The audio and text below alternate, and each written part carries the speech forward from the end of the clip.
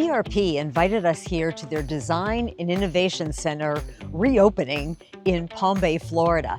This facility has been here since BRP broke off from Bombardier in 2003, but they totally renovated it, and we were here to see the ribbon cutting and all that they do in the facility to develop ideas from drawings to 3D printing to CAD systems to seeing the products being tested out here on the water. They have a 3-mile diameter freshwater lake that is every bit as much of a workshop as the facility is, because they have a full testing area where they can do everything from speed, maneuvering, and calibration. So we get to see a little bit of everything behind the scenes, and then we're going to test it ourselves.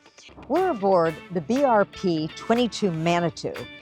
Now, what's different about this tri-tune is that the tubes are in a V configuration with a larger and lower one in the center, so it gives it better handling, kind of like a V-hull boat. Also unusual about this is that you can run with the Bimini at up to 55 miles per hour. And because this is run by a Rotax engine, which is a 3-cylinder combustion engine, but it's horizontal instead of vertical in configuration. And so the prop is under the power plant, which makes it a little safer for water sports, which this is ideal for.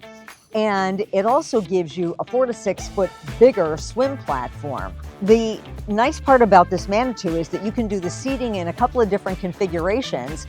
And in the aft section, your backrest can flip from lounges to aft-facing seating, so you can watch your athletes while you're towing them. There are also on your swim platform the linq system, LINQ, which gives you notches to lock in either dry storage, a live well. On the sides, on the gunnels, there are places where you can put fenders or cup holders. So again, it gives you different configurations and options on the boat. Another nice thing is that while they use a fusion system, they do their own speaker cover, so everything is very flush. My favorite thing about this boat is that the top can run at 55 miles per hour, but it's also easy to drop. You pull these 2 pins on port and starboard side, and the top can collapse back from the back side forward, and it can even compress into just the arch for full open air cruising.